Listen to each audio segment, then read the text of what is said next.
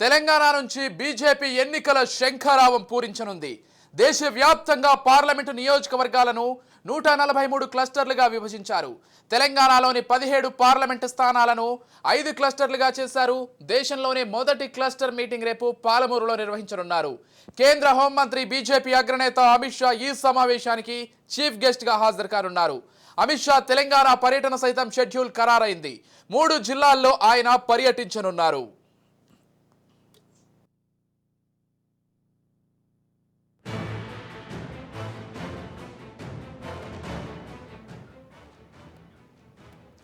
ఎల్లుండి మధ్యాహ్నం 1 గంటకు అమిత్ షా చేరుకోనున్నారు.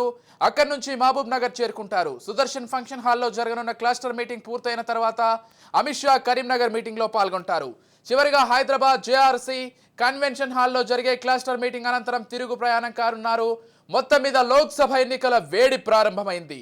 ఆ దిశగా ప్రధాన పార్టీలు తమ వ్యూహాలను పదును పెడుతూ ముందుకు సాగుతున్నాయి.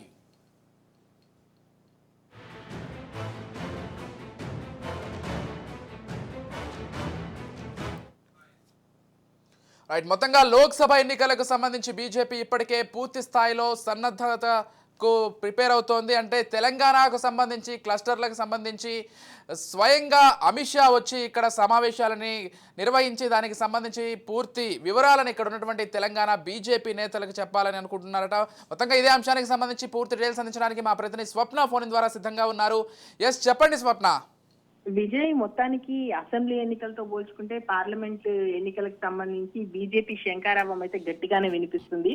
ఎందుకంటే ఫిర్ బార్ మోదీ సర్కార్ అనుకుంటున్నారు, అలాంటి సంకేతాలు మాకు అందుతున్నాయని బీజేపీ భావిస్తుంది. కాబట్టి ఖచ్చితంగా కాంగ్రెస్ కన్నా బీఆర్ఎస్ కన్నా అడ్వాంటేజ్ బీజేపీకి ఎక్కువగా ఉందని ఆలోచిస్తుంది. ఎట్ ద సేమ్ టైం కీలకమైనటువంటి నేతలు బీజేపీలో ఎవరైతే కీలకంగా ఉన్నారో ఆ నేతలు పోటీ పడుతున్నారు ఎంపీ స్థానాల కోసం. ఎందుకంటే మనం అసెంబ్లీ ఎలక్షన్స్ లో చూస్తున్నాం, మేము పోటీ చేయమంటే మేము పోటీ చేయమని వెనక్కి వెళ్ళిపోయారు. కానీ ఇప్పుడు పార్లమెంట్ ఎలక్షన్స్ కి వచ్చేసరికి మేము పోటీ చేస్తాం. ఎందుకంటే మోదీని కేంద్ర సర్కార్ నమ్ముకున్న వాళ్ళు ఎక్కువగా ఉన్నారు. తమ మీద తమ కన్నా కూడా అక్కడ ఉన్నటువంటి అధిష్టానం మీద నమ్మకం ఎక్కువగా ఉంది ఇక్కడ నేతల్లో. దాంతో ముఖ్యమైనటువంటి నాయకులు అంటే ఆర్థికంగా అదేవిధంగా రాజకీయంగా పలుకుబడి ఉన్నటువంటి నాయకులు ఈసారి బీజేపీ నుంచి రంగంలోకి దిగబోతున్నారు. కాబట్టి ఎలాంటి అడ్డంకులు లేకుండా అంటే ఎంతవరకు తమ సాయ శక్తులా పోరాడదాము 10+ టార్గెట్ అనుకుంటున్నారు. మాక్సిమం ఇంతకు మించి ఇంకా బీజేపీ చేయలేదు అనే అంతగా బీజేపీ చేయాలనుకుంటుంది. దీనిలో భాగంగా ఇప్పటికీ భారత వికాస్ యాత్రలు పెట్టారు. భారత వికాస్ యాత్రలో భాగంగా ముందుకు వెళ్తున్నారు. ఎట్ ద సేమ్ టైమ్ జిల్లా ఇన్ఛార్జీలను మార్చేశారు. జిల్లా ఇన్ఛార్జీల మార్పు తర్వాత ఈ ఏవైతే మోర్చాలు ఉన్నాయంటే యువ మోర్చా కానీ, ఓబీసీ మోర్చాకు సంబంధించి కానీ, లేదంటే అక్కడ ఉన్నటువంటి మహిళా మోర్చా, వీటన్నిటికి సంబంధించినటువంటి అంటే ఇప్పుడు ఇక అమిత్ షా ఒక్కసారి 28న బీజేపీకి వచ్చి 3 రోజుల పర్యటన మీరు ఆల్రెడీ చెప్పారు. సో 17 ఎంపీ స్థానానికి సంబంధించి 5 క్లస్టర్లుగా ఉంది. సో మహబూబ్ నగర్, కరీంనగర్, హైదరాబాద్ లో షో ఉండబోతుంది. ఖచ్చితంగా తనకు ఇంపాక్ట్ అనుకుంటుంది బీజేపీ. Thank you Swapna.